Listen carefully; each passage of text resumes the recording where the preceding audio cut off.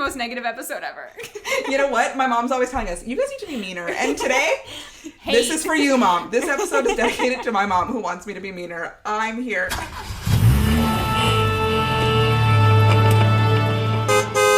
Hi everyone, and welcome back to Off to Broadway, the podcast where we deep dive into anything and everything musical theater from the comfort of my car. I'm Tara. I'm Stefania. And in today's episode, we are back with another ranking episode, and this time it's all about skippable songs. Now, we cannot take credit for this idea because this was not our idea. One of our listeners, Hannah, she is at han.tone on Instagram. I'm sure some people listening know who she is because she makes beautiful artwork on Etsy, and she also displays it on Instagram, so you've probably seen it on social media. But she sent us a DM and said that she would love to hear a ranking episode all about skippable songs, and I'll read what she said.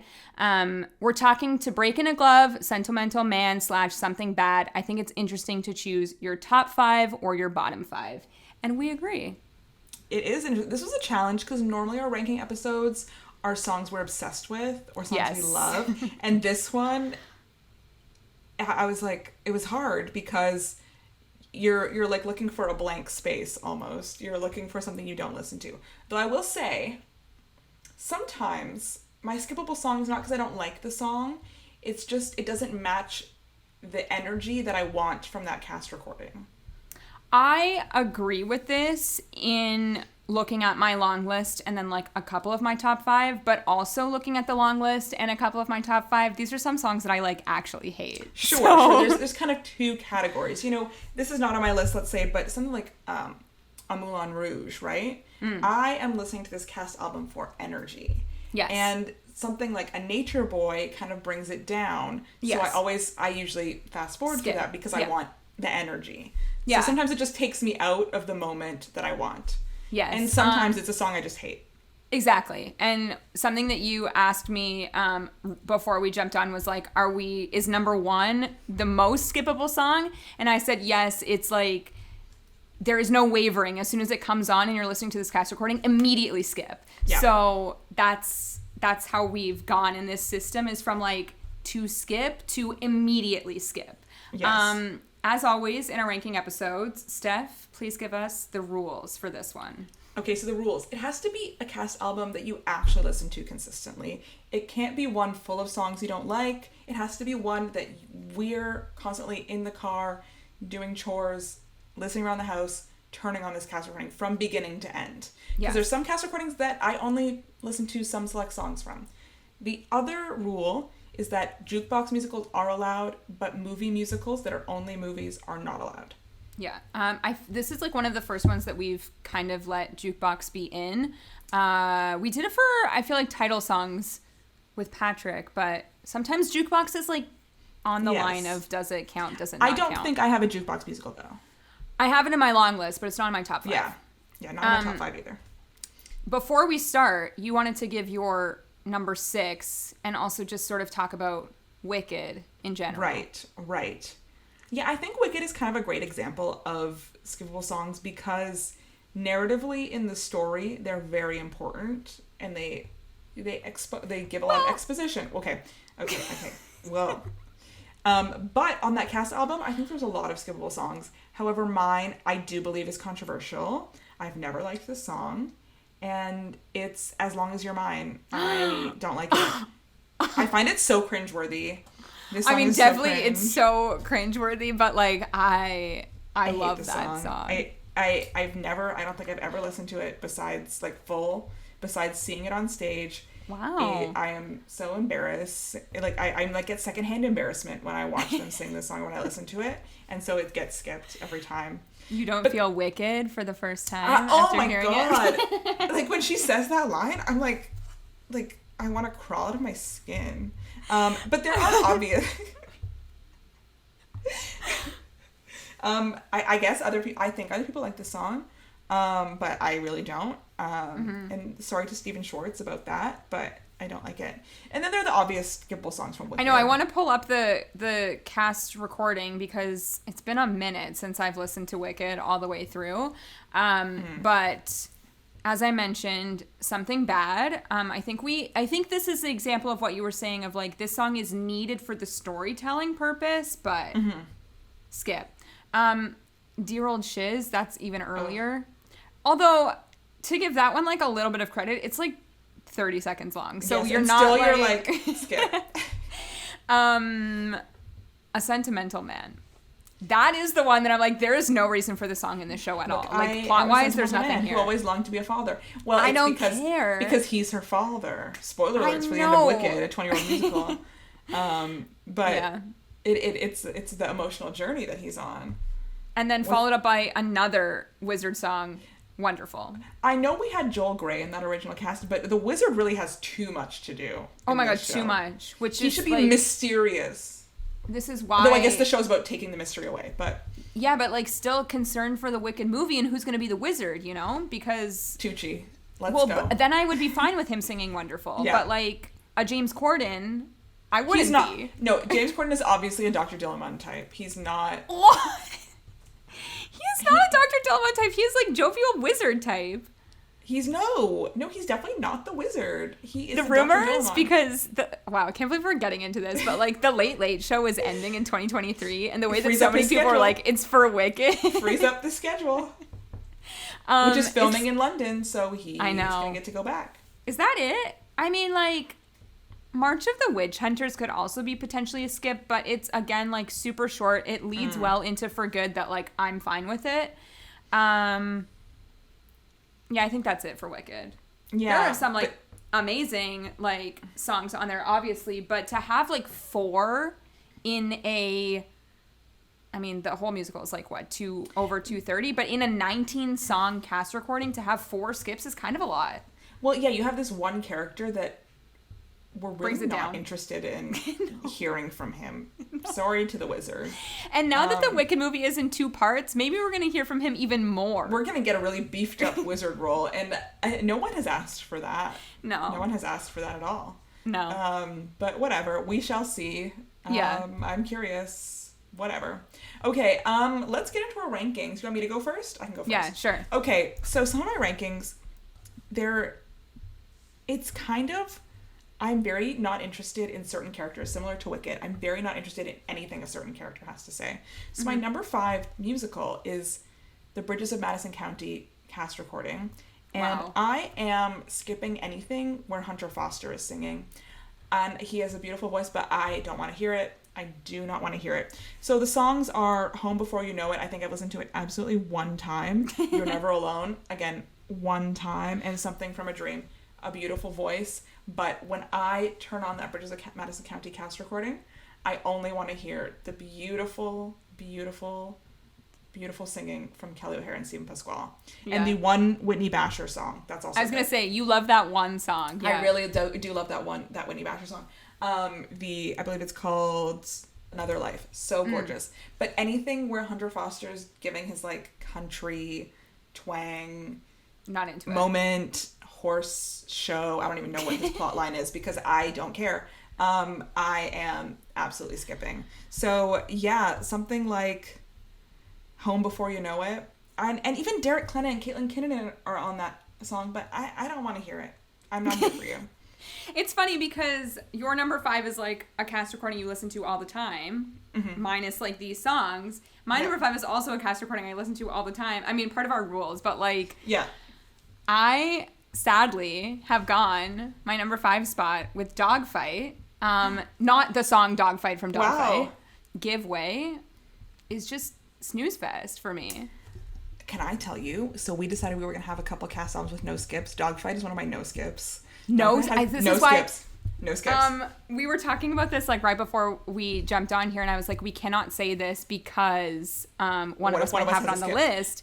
And I actually have 2 skips from Dogfight. The other one is Come Back, Derek Klena. Not because I don't think he sounds amazing on it, but you have to be like in the mood to listen to that song. Yes. I believe it like worked to me. That cast album has such a good like narrative arc, and then when I'm listening to it, no skips. It just nothing. Yeah, Give Way for me is like, she again sounds stunning, unlike on Bridges of Madison County what you just said, but like I I don't know. It's a downer for me. There's like a few, that whole section of the end is like kind of a downer until we get to. It is sad. I can see finale. some just like turning off the cast recording after a certain song, which sometimes I know. I'm like, what is that sometimes. song? What is the song that gets it right? What's right before Give Way? I thought when you said that you have a no skip album, I thought it would be Dogfight, but Wow, I wasn't confident. You knew. Okay, so the last song right before Give Way is Before It's Over, which I think is a superior song to Give Way. Sure. And then I'm happy to come back with Some Kind of Time Reprise. I would skip Come Back, and then Finale is Finale. So whatever. Right. Yeah. To me, this is a no skips. Like, I understand what you're saying. I relate to it. However, as a whole, you would never skip it. Like, it's just a piece. It's just a piece. No skips Yep. for Dogfight. All right, Okay. your number 4. My number 4, a similar kind of scenario. This is a cast album I do listen to. However, there's one character whose songs I do not care about. And this is the cast album from Ghost the Musical. Wow. Now, some people would say that the entire cast just album throw is the whole a thing skip. out. Skip it, skip the whole thing. And they would be wrong. They'd be missing out on some beautiful singing. And for some reason, I really love so much of this cast album. And that might be personal to me. Ghost has been on 2 ranking episodes, let me just tell you. I might be one of the only people to listen to this cast album. I love it. But I have to say, the songs that are sung by the psychic character, I cannot remember her name, Oda Mae Brown. Yeah, I skip every time. So they're called Are You a Believer? Talking About a Miracle, I'm Out of Here. It's just, when I go to Ghost, the cast recording, I'm here for the emotions. I'm here for the love story. And then these songs just kind of like take me out of that. And so I always skip them. I don't listen to them at all. I also think the tone is very different on those songs, so it feels like it doesn't belong in the show. Again, many people would say none of the songs belong in the show, but like those don't fit with the other ones in my opinion. Yes, like the very tone, like these songs are comedy, like the comedic elements in contrast to this like very serious like love story, story of grief.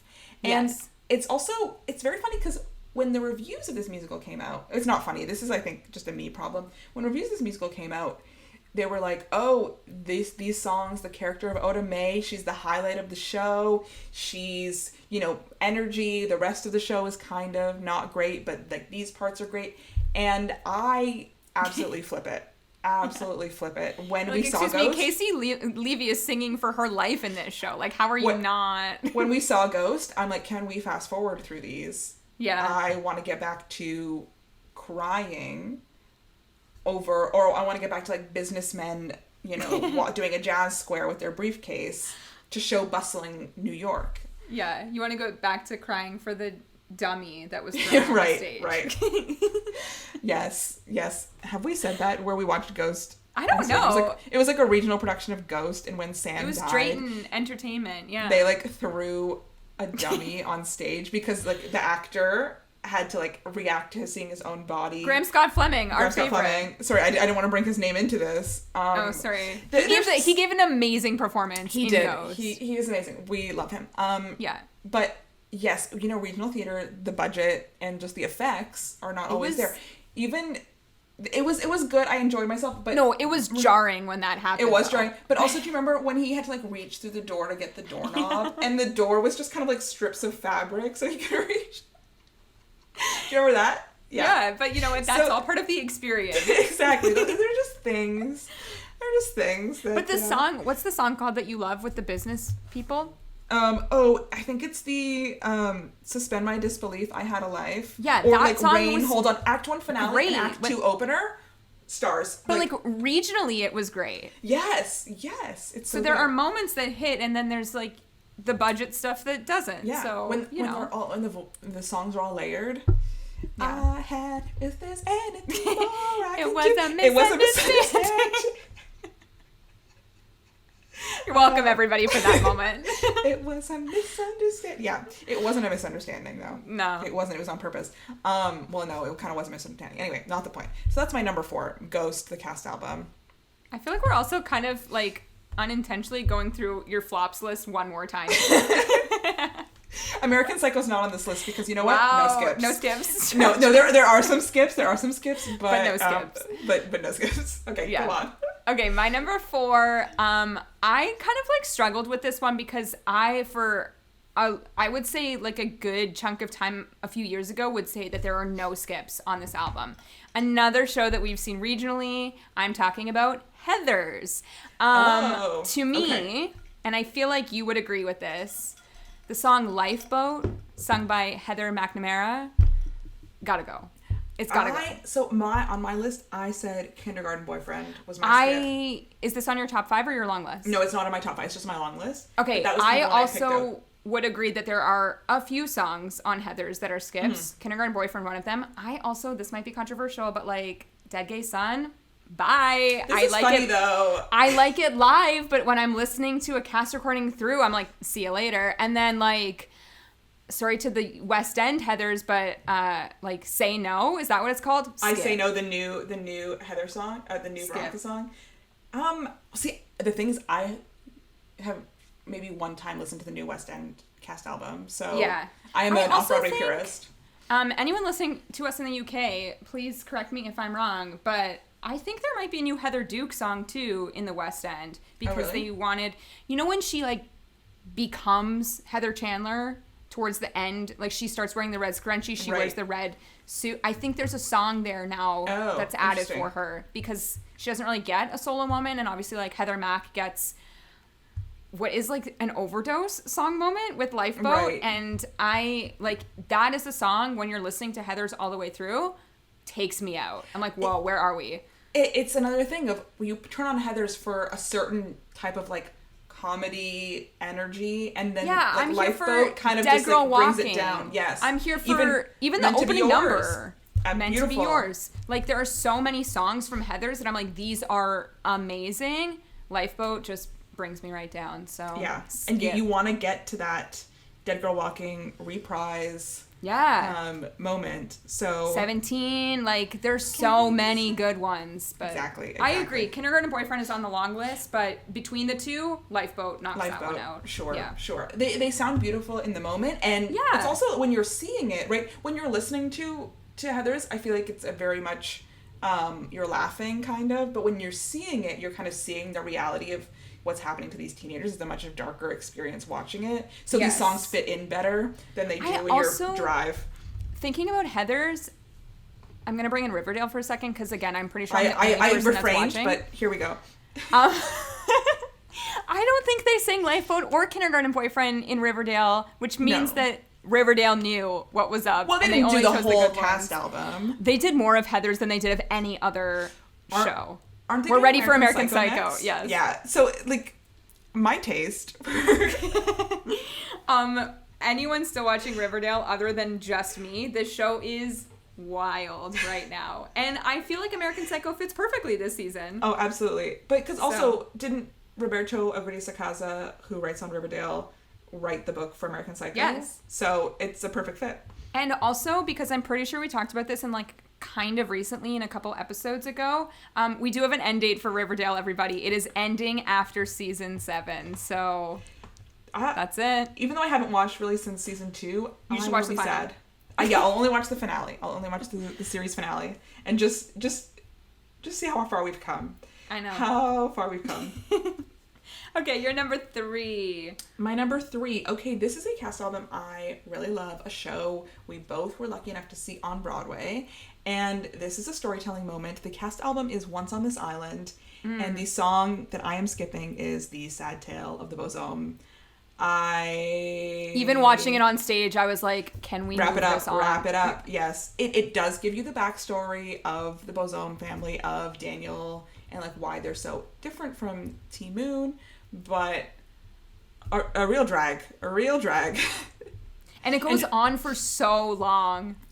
Stylistically, it just doesn't No. it doesn't fit, and that's probably on purpose because they want to like separate the style from what T Moon is singing, what her family is singing, so they want to have that separation, but it really drags. Yeah. And they also like they tried to do something with the staging for it to kind of make it interesting with that like sheet that went up. Yeah, and they did, like- shadow play. Yeah. But it's still, I was like, you've taken me out of the show, and I am ready to be back into this show. So I was sitting very like too close to the sheet. To the thing? I was like on the side where you see the shadows, because there are people who see like the work behind. But I was seeing the shadows, but I was like right up, like maybe like one seat away from it. So it was like not. So I was like not seeing a thing. Yeah. I can tell you that I saw the full shadows, and I still skipped that song. So. Yeah, no, boring. Sorry. Yeah. Okay, give me your number 3. Okay, my number 3, this is a cast recording I love. We have not seen the show on stage. And it might be a controversial take, but this is a song that, again, just takes me right out. However, I think when it's done on stage or on screen, it is very exciting. And that is the Shmuel song from the last 5 years. Oh my god, I almost had this on my list. I almost had this on my list. I thought this would be too controversial. I really thought this was going to be too controversial. That's what I thought. I thought it's like semi-controversial because I know a lot of people love this song. I also love it. However, it is a skip. On the cast recording, it's like 12 minutes long. It's so long. So, well, we've noticed a theme here of like these songs are long is what happens. We love when people like to edit. Yeah. Guys, edit. But I will say, like, again, have not seen this on stage. Obviously, we are obsessed with that movie too. Watching like Jeremy Jordan do that full 12 minutes, amazing. It's so fun because you see him like picking up all of the stuff. He's like giving stuff to the character. Like, there is so much going on that I'm sure when it's done, again, like, would love to see this live. I'm sure it's amazing, but when I'm listening all the way through, absolutely not am I listening to the Shmuel song. No. I've listened to that cast recording so many times over the years. Maybe twice have I kept it on. So I am a original off-Broadway cast recording purist here. Yes. So this is Norbert Leo Butt's performance, whose voice He sounds great. I love, but it really... This is always the problem. Drags. These songs drag, and you're just like, why was I listening to this again? I will change the album at this point. Yeah. I really agree. I do think it's like a beautiful story moment, but this song. Well, to me, this is like, it's more of a scene to music than it is a song. And for that reason, an accent. Take it off the cast recording and leave it for the moment on stage, because it's more powerful that way than it is in the cast recording. Yeah, I'm not a fan. I agree with you. Okay, we've reached the top 2. The top 2. Okay. These top 2 are like 2 top 5, top 10 musicals for me. So wow, we're being ruthless. I wasn't as ruthless, but my number 1 is a song I've hated for years. So wow. Okay. I have been ruthless. My number 2 song is from one of my favorite musicals. If you listened when I was a guest on the original cast with Patrick, Next to Normal, one of my favorite shows of all time. There are some skips. There are multiple skips here. The skip I'm gonna highlight here is actually the Act 1 finale, A Light in the Dark. It is a little. It's just a little. For this like kind of rock musical, it is just I just don't like it. I don't really have an academic reason for this. I listened to Didn't I See This Movie? None of the reasons we've stated are academic. They're just like, I don't like it. Okay, and that's my opinion. Exactly. Welcome to the podcast. It's just my opinion. Okay. So you get Didn't I See This Movie, which is like great high energy song from Diana, and then you go into A Light in the Dark, which is obviously like a very, very sad moment theatrically on stage. And so you kind of need this like more melancholy underscoring, but on a cast album, I'm out. I'm skipping from there to Act 2. I do not want to hear it. I was looking at this today thinking, would this be on your list? And I thought it might have been into the no skip category for you. No, this is not a no skip. Just because of like, it's your favorite, I'll give you my other skips. I Dreamed to Dance into There's a World. Skip. Sorry, Aaron. Skip. So I Dreamed to Dance, There's a World, and then I'll stay in for I've Been and Didn't I See This Movie, and then I'm skipping A Light in the Dark there, and then we're into Act 2. No skips in Act 2. Yeah, I mean, it's so interesting too thinking about the show because like before we get to your skips is that succession of like incredible songs. So it's like, what happened? Why did we fall off?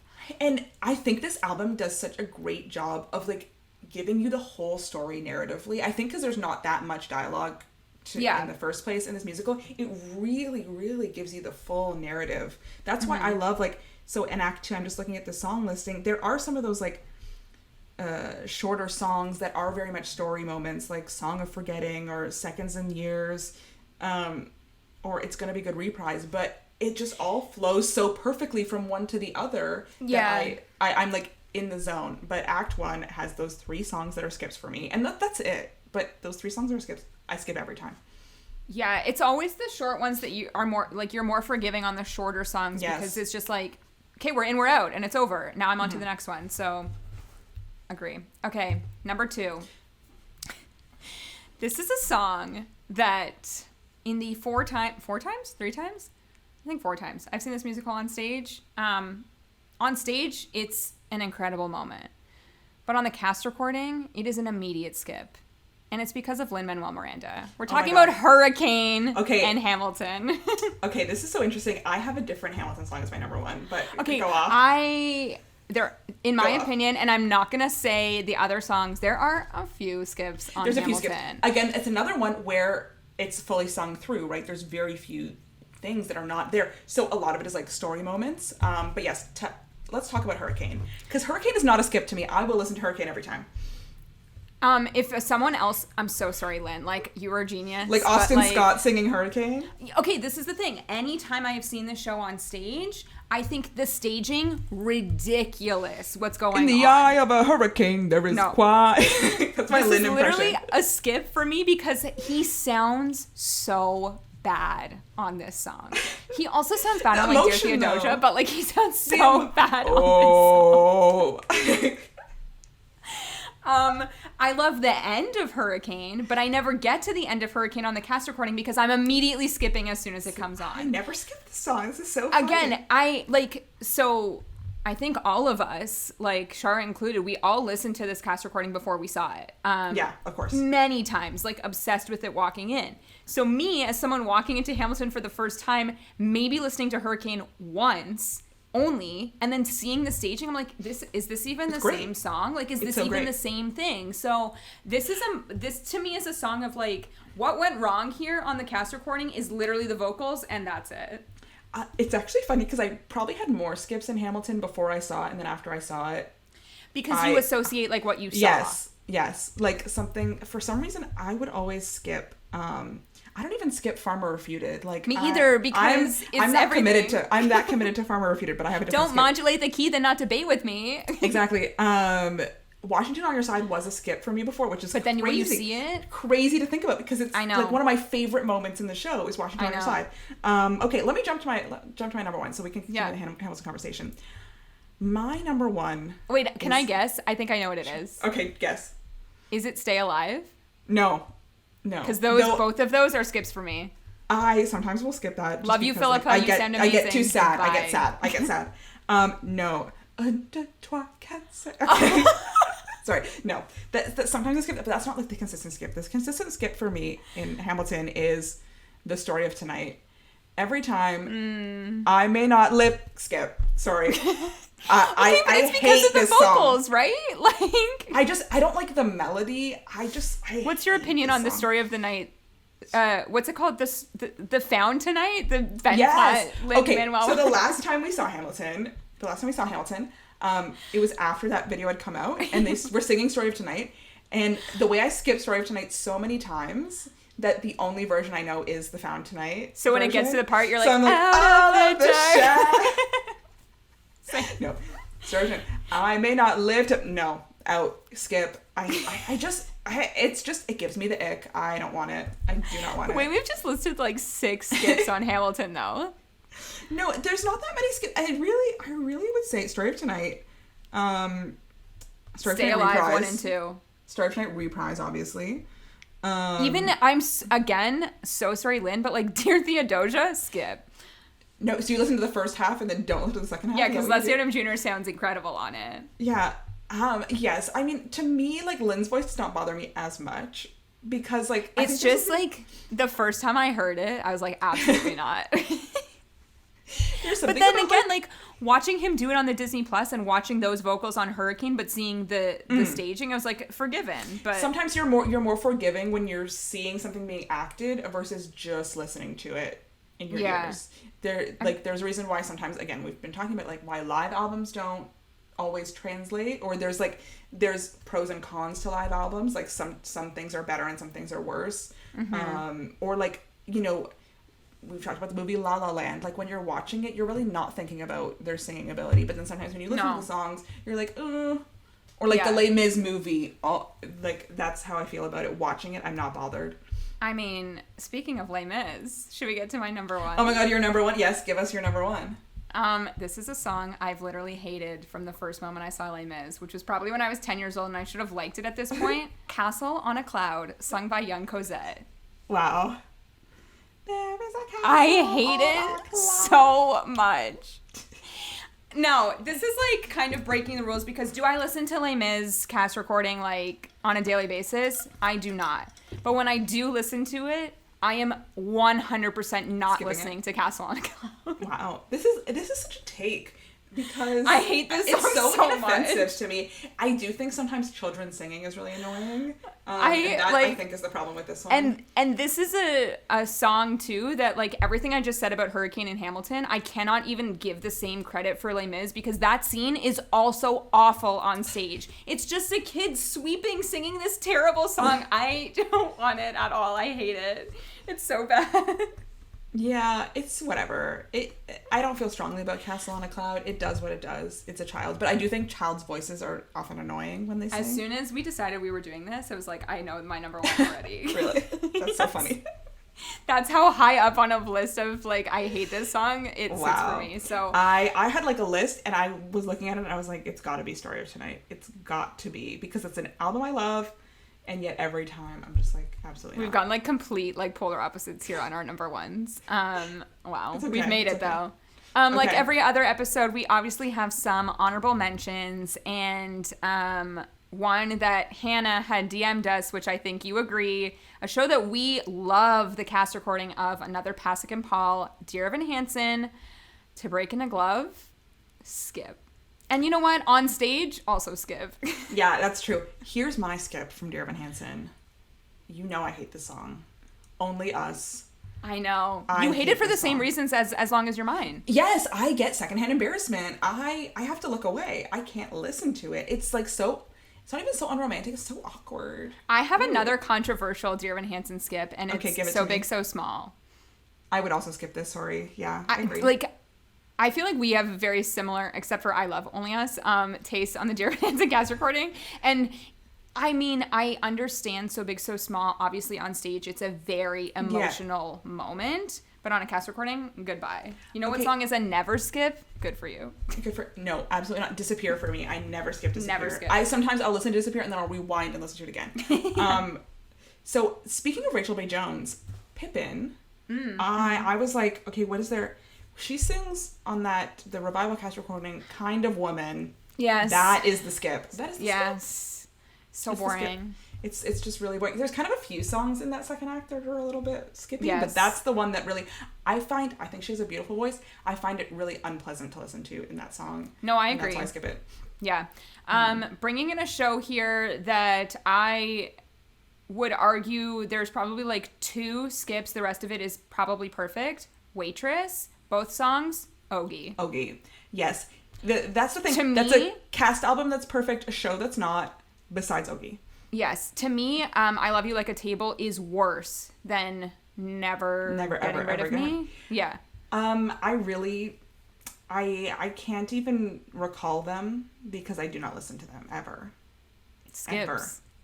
Ever. And when you saw it on stage, you hated those moments. So oh my god, the way the audience was eating Ogie up, and I didn't understand every audience it. does. Everyone's like, that guy's so funny. I hate this man. I hate him. I want him out of here. This is our most negative episode ever. You know what? My mom's always telling us, you guys need to be meaner. And today, this is for you, Mom. This episode is dedicated to my mom who wants me to be meaner. I'm here. Okay, keeping in theme of shows and songs that I hate, Mean Girls, the worst song of all time, maybe ever written. Whose house is this? Whose house is this? It's my house. I don't feel that strongly about this. Skip. Goodbye. Like, I get it, but I don't feel very strongly about this. Probably because I don't listen to Mean Girls that much, but I do not feel strongly about this. I never listen to Mean Girls, but whenever I do and that song comes on, goodbye. We were listening to the Spring Awakening cast album this weekend. We were. Yes. And we were trying to decide what the skip was. And I think I settled on whispering. Yeah, it's just at that moment, I want to get straight into Those You've Known. I'm like ready for that emotion, and I don't want it. But yeah, I was like trying to debate because I was like, maybe it's Word of Your Body. And then I realized I knew every single word. So I was like, okay, maybe I don't skip this one. But yeah, I think Whispering is kind of the skip because it's right at the end and you're just like ready for the end. Yes, agree. A show that I love, a cast recording, we love, Legally Blonde. Ireland. Blood in the Water. Oh, really? Goodbye. There are many for me on Legally Blonde, unfortunately. But Blood in the Water, I went to Ireland and Ireland Reprise. Yeah. We love you, Orphe, but Orphe Missing? No. Not here. No. Yeah. Rough. That's kind of where I'm at here. Like, I'm trying to see. Oh, to bring in one jukebox musical here, Jagged Little Pill. So sorry, but so unsexy. And Mary Jane. It's anytime the dad is singing. Why is it So Unsexy doesn't bother me as much as Mary Jane. So Unsexy is kind of fun. I still skip it though. I was listening to it yesterday because I was like in preparation and I was like jam into So Unsexy. So I really can't support that. I can't support the skip of Shout out Sean Krill. Shout out. But Mary Jane is the skip. Yeah, I'm trying to see if I have any other ones here. Oh, like we've discussed this previously. Your Eyes, Rent, Goodbye. Oh my god, the worst song ever. The worst song ever. He's spending the entire show writing this one perfect song, and then we get it, and it's an immediate skip. Just like, don't ruin the illusion. We don't need to listen to it. Imagine it's One Song Glory again. Just imagine One Song Glory again. Okay, to bring in a conversation that came up during the ranking of the no skip cast recording, did you have something else other than Dogfight? I did. So I had my two cast albums that I decided were Dogfight, and the other one is Once. That cast album has no skips to me. I knew it was going to be Once. I was listening to it, I was like, what's the skip? And I was like, there's no skips. There's no That's skips such a good, album. like, flows cast album. Yes, and you listen to it because you're in a certain mood, you know, yes. and every song fits that mood. Yeah, no songs are out of place. So it's wonderful. No skips on Once. For me, no skips. Obviously, Diana, the musical. No, I'm kidding. You're absolutely correct. I was listening to Las Culturistas that came out today, and they briefly talked about Diana the musical. So I just think it's going to be part of my DNA that it has to be mentioned in every single episode going forward. It does. But honestly, like, maybe there aren't any skips on that cast recording. I don't know if I've listened to it as much as you to have no skips. Maybe, like, I miss you most on Sundays. But the thing about it is, when you turn on Diana, it's because you're in a certain mood, and every song feeds it. So I don't necessarily disagree. But truly no skips. Someone would say for me. Skip the whole thing, but go on. Yeah. I have a few, and one that we talked about on the weekend. This is a new cast recording, but like Anne Juliet, no skips. Literally none. Truly credit to Max Martin, I think. Yeah. Really a huge... I mean, they took, kind of 30 hit songs and put them together, so how could there be a skip? But my real answer... this is a show that I love. I've never seen it on stage, but I've watched the VHS 1 billion times, and we do not give enough credit to this masterpiece ALW has created, and it's Joseph and the Technicolor Dreamcoat. There is no skips on that cast recording. I don't know if I know it well enough to know what skips should be. Go, Joseph. Exactly. And then my other answer is Little Shop. I do not think there's a skip on Little Shop. Yeah, I would agree with that. It's just, like, great. Every single song hits. I would agree with that. That's a pretty great album as well. Like, very concise, too. Yeah. I think that's it. I think we've made it to the end of our ranking list here. We were very passionate today. I know. It's funny because, as you said at the beginning of this episode, like, normally we are like crossing off our favorite songs because we think like each other will have it. I didn't even have in my mind here that you would have a song on your list. That's so funny. We didn't overlap at all, except we both had a Hamilton song. Yeah. But different ones. And, like, we almost had Shmuel song, but did not. Yes. But yeah, it wasn't a, like, kill your darlings in this case. It was like, No. I hate all of these, goodbye. Yep. So thank you again to Hannah for sending us a message and asking us to do an episode on skippable songs. Let us know what your favorite skippable songs or least favorite skippable songs are, I guess I should say, because I'm not sure they're your favorites. And with that being said, it is now time for our obsession of the week. Okay, so my obsession, Tara probably already knows what it is, but we had to pick up a book this weekend. Oh, yeah. We had to pick up a book this weekend. It's a box set. I only have the first one out with me because that's kind of the one I'm making my way through right now. But it's been really hard to find. Yeah. Since the passing of the author back in November. And I finally located a copy of this box set. So I have the box set of Finishing the Hat, and my Look, I Made a Hat is somewhere behind me. And so for those of you who don't know, it is books written by Stephen Sondheim about kind of writing lyrics and writing music. And they're like, it's like metallic blue, and the other one's like metallic pink, and the box is like gold. They're really beautiful. And it has the lyrics to every single one of the shows he's ever written. So what I've been doing is making my way through. I'm only on the first one right now, but I'm starting to make my way through and listen to the cast recording as I go through the lyrics. Oh, fun. And some of these are, like, Saturday Night is the first one, so it's one I've never really heard before. But they have, you know, the posters, like the original artwork, and then he has an introduction about songwriting, and then he has, like, you know, little, like, anecdotes, or he's written things about other songwriters, or kind of like, oh, look at this. I don't know if you can see if this show and tell for video only, but it's like original typewritten lyrics with like that's cool. handwritten like edits and modifications.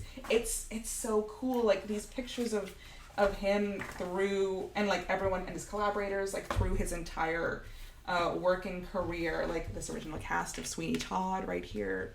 Like, they're beautiful, and I'm like so excited to make my way through Finishing the Hat and then Look, I Made a Hat. And Tara was nice enough to drive me to the Eaton Center to pick them up because I couldn't find them anywhere. No, this has been a struggle because I tried to find them one year for your birthday. Completely sold out, like, everywhere. They're more obviously like readily available in the States than they are here in Canada. There were like 2 copies at this one bookstore at the Eaton Center. I had to like pre-order it. Yeah. I think they did like sell out right after he died. Yeah. And then they reprinted, it says in here January 2022. So there's new copies. So that's my obsession. Just starting to make my way through and listen to every song Stephen Sondheim ever wrote. There's even cut songs that he put in here. Oh, so that's it's so really fun. cool stuff. It's really cool stuff. It's the back. Look at him with the back. So nice. Nice. That looks like the picture from one of the company playbills. Oh, probably. Yeah. It's like not the exact same shot, but it's the same day. I'm pretty sure. Yeah. It's somewhere. And we also saw Stephen Sondheim this weekend, which is crazy. Okay. We'll get into that in a second. 1 second. Okay. My obsession this week is like so cheesy, but this is the only way that we're going to be able to talk about this.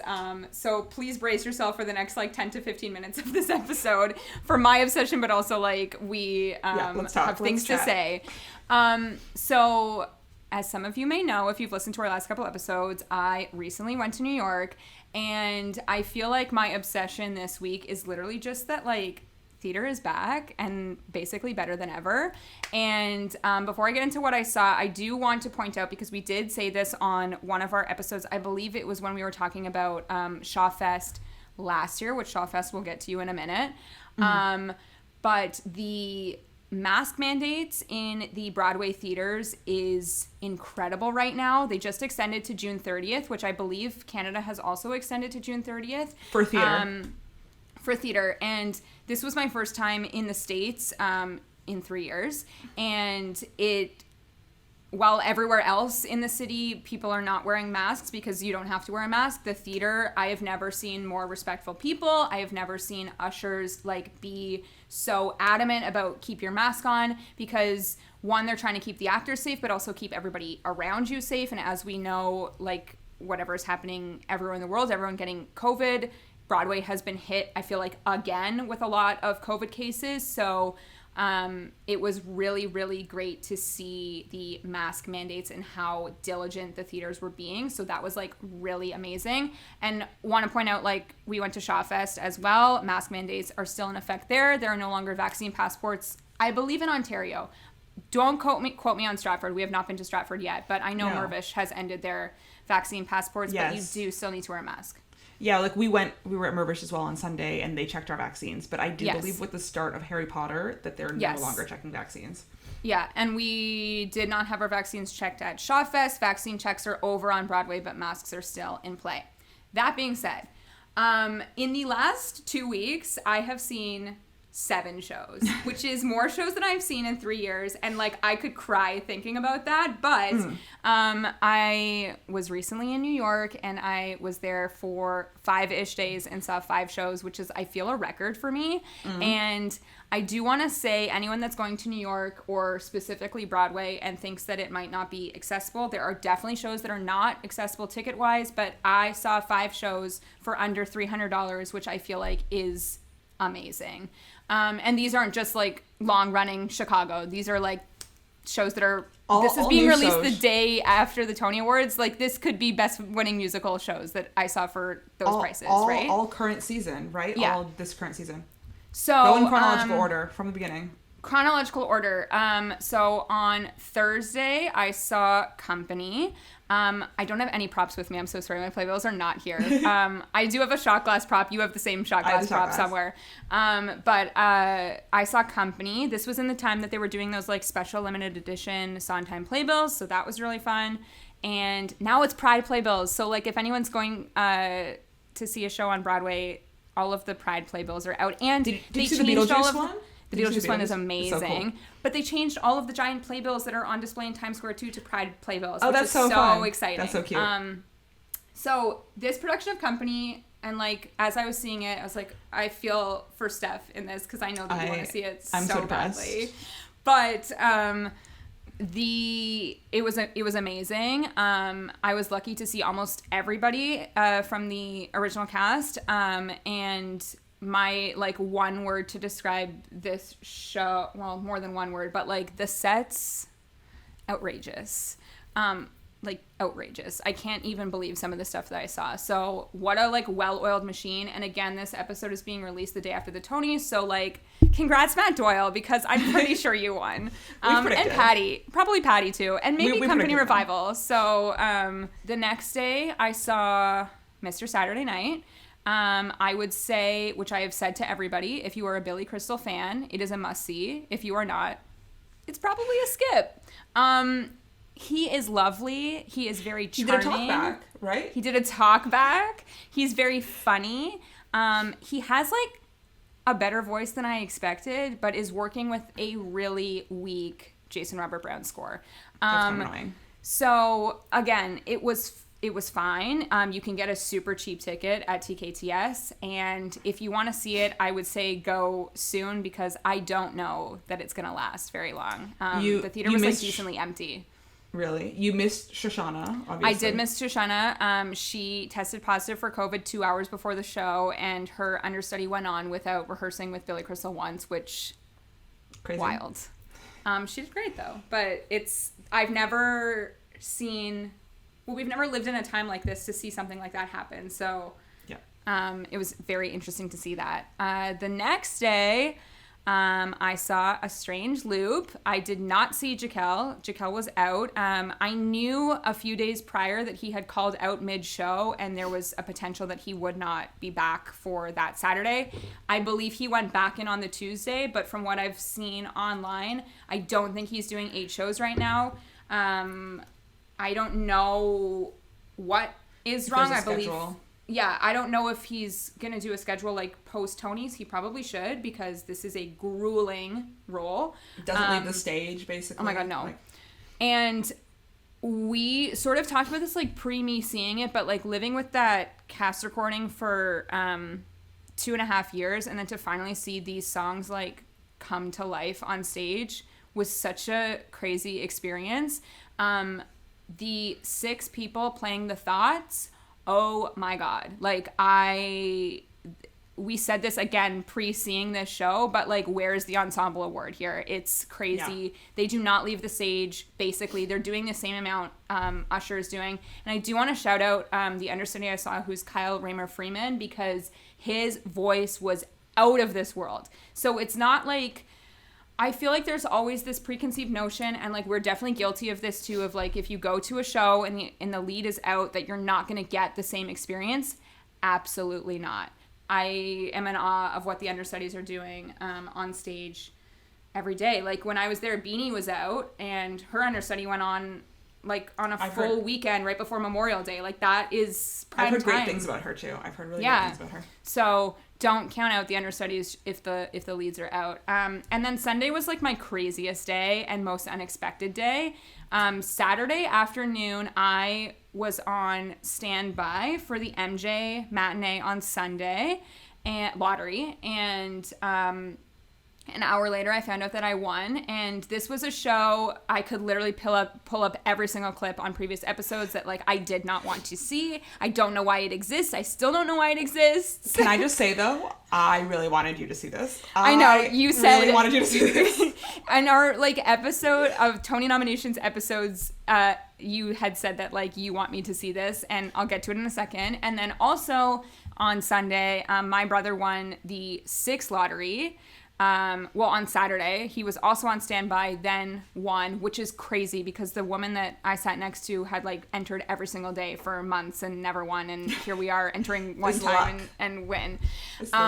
So we only had to buy one additional ticket because I was with my brothers and they were seeing that show, and I went to MJ alone. I was wrong about MJ. I sent Steph multiple voice notes from Times Square. Like, you know it's serious when you get mind. you know it's serious when you get a voice note, a way we have never communicated before in our lives. No, never. Like, we will get on here and speak for like 4 hours to get all of our thoughts out. I will text you. I was in the States. We've never sent voice notes before. No, I know. I like couldn't get out all of my thoughts in a text message. I needed to like give you my authentic first thoughts. And I did make friends at intermission at the theater because we were all collectively losing our minds. I will go on record saying this is the best biomusical I have ever seen. That's a bold statement. And I cannot believe it. A bold statement. A bold statement. I just like, what is happening on that stage is wild. We've said this on many episodes, but like, there is something that I feel like made this show stand out more than previous biomusicals because it's Michael Jackson music. You know what you're getting when you walk in there, and I think the book is actually well done, which, as we have said in our biomusicals episode, like, I have problems with these books all the time. Am I wrong? Is it Lynn Nottage? Lynn Nottage, yeah. Lynn Nottage, yeah. Who's like a Pulitzer Prize winning playwright, so... 100%. So they're doing some cool stuff there. Miles Frost... Again, we don't know what happened on last night's Tony Awards when we're recording this episode, but I don't know. It's like wild what he's doing on stage there. Everything, triple threat. And then like the choreography, the sets, ridiculous. Yeah. I like cannot wait to see this again. It's going on tour, everybody. Chicago 2023 is where it starts, so it will be coming to a city near you, hopefully. Yeah, I think the true shout out is Christopher Wheeldon, who directed and choreographed, and Rich and Tone, who co-choreographed with Christopher Wheeldon, who were Michael's former dancers, for kind of bringing it to life. Like Michael's, because it was really Michael's vision that they're recreating, like bringing it to life. So not that I've seen it, but I believe you. Okay, if you had to pick one number, and my final was 6. Okay. A return to 6 after 3 years in the second row. It ended up being the third row, but you know what? Basically second. It was just as good as I remembered it was. It is bigger, brighter, and it looks more expensive, which I love for them. When we saw it in Chicago, it was very much exactly what they were doing in the West End at the time, with like the much simpler costumes, much simpler lighting, and over like kind of the Broadway previews, the 2 years of shutdown, they really amped it up. So I can imagine what you saw. And also very exciting for me, Frankie Grande was in the audience and had a blast. Exciting. A social media mogul.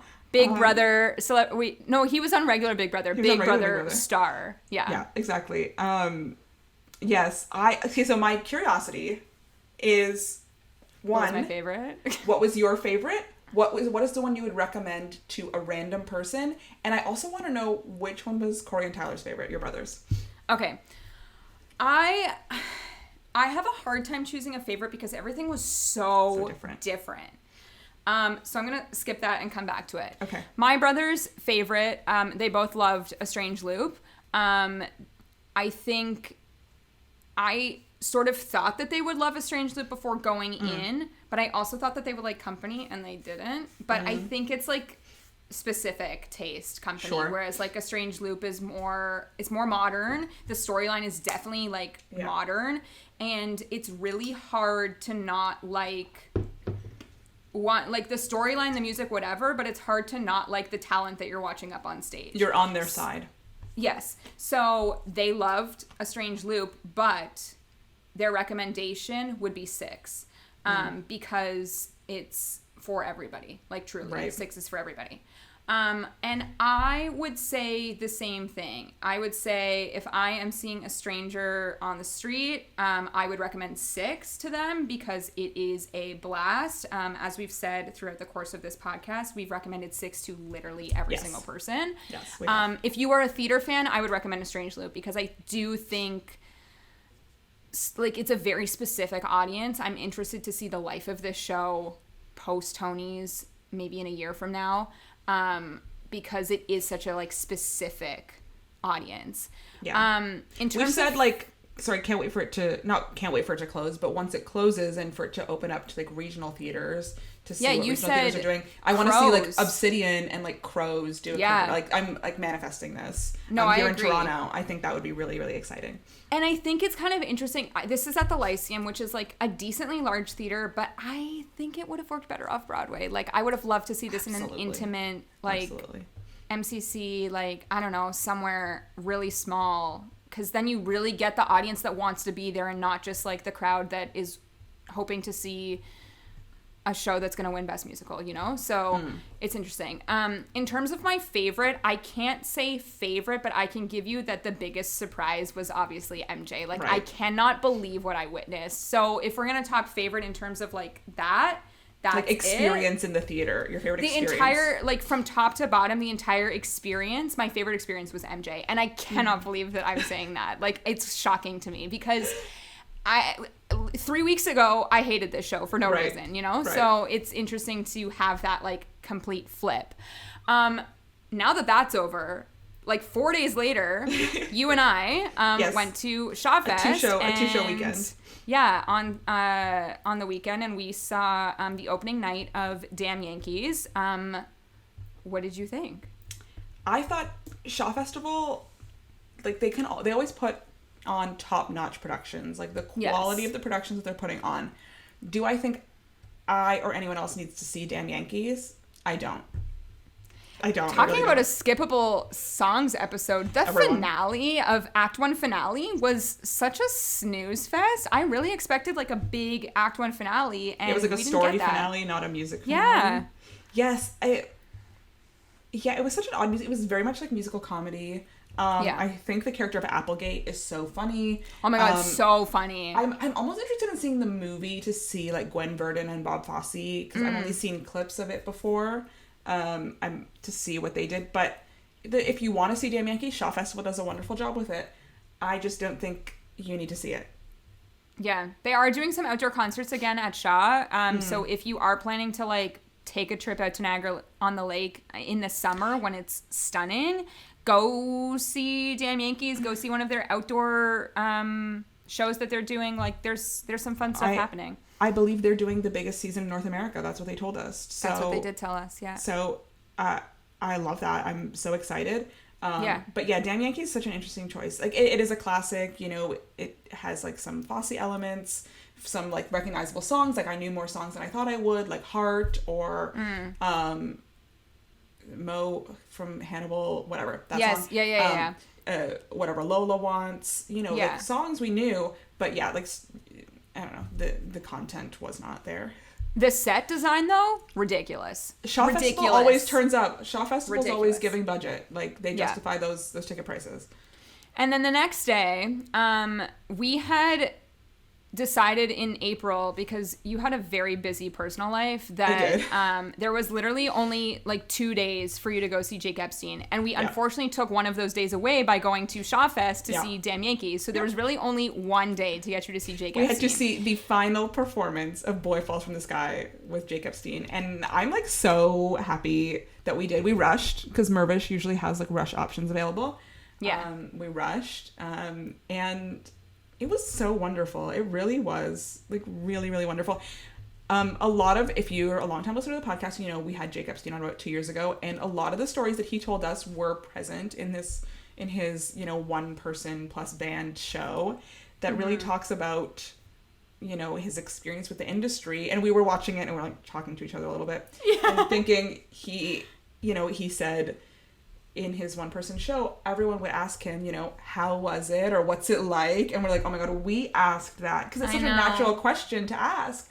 But, you know, for someone who had kind of like a mixed experience, and I think he did a really great job of conveying what his kind of mixed experience was like on Broadway and on tour and in the theater industry. So, I mean, I had said to you leaving the theater, like, what an incredible run for him to do this solo show. He only missed one performance, and he sounds better than ever. Like, really top-notch vocals. He really sounded great. I mean, speaking of Once, he sang from Once. He sang from all, like, Spring Awakening. Spring Awakening, the shows he'd done on tour and on Broadway. You know, really hearing Boy Falls from the Sky play instrumentally, like, did it for me. So. I've been humming Up on a Roof for days. I can't believe the chokehold Beautiful has on the Toronto audience. Really Beautiful has on the Toronto audience. I have been humming Up on a Roof because in Beautiful it's so unmemorable, especially because, you know, I love Carole King music, like beautiful stuff. Yeah. Up on a Roof so unmemorable, and then Jake Epstein sang it with his band. It was kind of the closing show because it was kind of a full circle moment where he'd had kind of a negative experience leaving Beautiful the first time, he explained, and then he got to go back and do it again, and he just kind of like saw it differently that time. So he's singing Up on a Roof, and like the band is jamming, and I was like crying and thinking, this song is great, which of course we know. Also the overture, a little bit of like, was it like 39 the Jesus Lashes? Christ Superstar? Like, so good. So good. There were other songs I didn't like recognize. It was so good. He sang from Big the Musical, which was like so much fun. Many times, which he had told us was his first Broadway show, but like it was really wonderful. I hope we saw the closing performance, but I hope he gets to do it again, or it gets to live on in a different way. I would be really interested to see it again. I know, and I was saying too, like, I want to see him in a show. Like, that's really what I took away from that, was like, I want to see this guy in action, because we unfortunately have not had the chance to see him in action. So yeah, it was a very busy 2 weeks for me of theater, and I honestly like could not be happier that this is back. I feel like we've said this over the course of the last 2 years of this podcast, but like, wow, being in an audience again and like experiencing live theater, there is no other feeling like it. So in a roundabout way, 10 minutes later, that's my obsession of the week. Before we wrap up this episode, to just continue on the like theater train, if you're in Toronto, there's a brand new musical out right now playing at High Park. It is called Dixon Road. There are pay what you can tickets, I believe, that drop the day before or a couple days before the performance, or you can pay to book a premium seat, but it is outdoors. It is a brand new musical stage company is putting it on. We're going to get to it sometime this month. Don't have a date yet, but we're going. I'm trying to think what else is like upcoming that we can. Harry Potter and the Cursed Child is on right now. There is a digital lottery, everybody. We're entering. I'm entering $40 tickets. Family. Yeah. And if I win, my +1 seat is up for grabs, so. And then by the time this episode comes out in like a couple weeks, or maybe like 3 or 4 weeks, Anne Juliet is making its pre-Broadway debut in Toronto. I don't even know if we've said this on the podcast, but friend of the podcast, Brandon Antonio, is in this cast, and we are so excited for him. Betsy Wolfe and Stark Sands, like, I'm so excited for this show. Betsy Wolfe I'm really excited about. Yeah. But, like, when the cast was announced, we both sent each other like Stark Sands. Yeah. I've never seen Stark, and I've never seen either. Oh no, Shar and I, No, we didn't. Never mind. I was like, did we see Betsy Wolf and Waitress? No, but she was the cover of the Playbill and Waitress in Buffalo for some reason. We saw Betsy Wolf perform with Jeremy Jordan. With Jeremy Jordan at Roy Thompson Hall here, kind of like a concert series. Yeah. The Toronto Pops. What else is coming? I mean, we've been talking about like Yes Theatre. Sudbury announced their season, and what we're excited about is Ride the Cyclone. We're gonna try and hopefully get up there, down there. I don't know where Sudbury is, what direction. I know from where we are, not sure if it's up or down, east or west, what it might get be. Get out there, whatever. I don't know. But like lots of exciting stuff this summer. We're gonna go to Stratford, of course, see Chicago, and maybe something else. We don't know yet. Oh, and Crows just announced their season, and Merrily is happening. Another collab with Yes Theatre. There's been back, so much baby. news. Theater is back. We will be doing in September, probably, if you have listened to us since the birth of this podcast, we will probably be doing another Toronto season preview or Ontario season preview and a Broadway season preview. We have a lot of announcements that have been coming out the last few weeks for Broadway. It's exciting. I'm pretty sure like Beautiful Noise, the what's it called musical, just put their tickets on sale today. With Will Swenson. Who's he playing again? Neil Diamond. Yes. Kimberly Akimbo is transferring. K-pop is at Circle in the Square. Like, we have lots happening. Yeah. We are also, again, this is like way later, but like, we're still waiting for that Notebook casting. Like, Ingrid Michaelson, where are you at? We want to go to Chicago. If we go to Chicago, not to be crazy, it's actually in the other book. If we go to Chicago, we have to go to the art gallery and recreate the picture. The Sunday painting? Of like, Sondheim, like, standing in front of, like, Sunday on the Grand Jatte. I think it's on the back of the other book because it's in the other one. Wow. But it's that picture of him, and so we have to go to the art gallery and we have to retake that. We have to take that picture with just ourselves. For that. Yeah. So we just spit a lot of information out at you, but that wraps up all of our obsessions, all of the new theater that's out. I'm sure from wherever city you're listening to us from, there's like tours rolling through left, right, and center. Or like amazing regional theater that's happening. Get to a theater. Like, you'll never regret seeing a live performance, and now that it's back and there are ways to do it safely, like, you should really go and experience it if you have not had the chance to yet. So yeah, that wraps up our episode, and if you want to listen to any of our other episodes, you can subscribe to our podcast wherever you listen to podcasts, and we would really appreciate it if you left us a rating and review on Apple Podcasts. You can also watch us here on YouTube, and don't forget to subscribe. And you can follow us on Twitter and Instagram at Off2BOA Podcast. That's the number 2. And we took a suggestion from a listener today. So if you have a suggestion, let us know. Thank you, Hannah, for this wonderful suggestion. Yeah. And we will see you guys next time. Bye.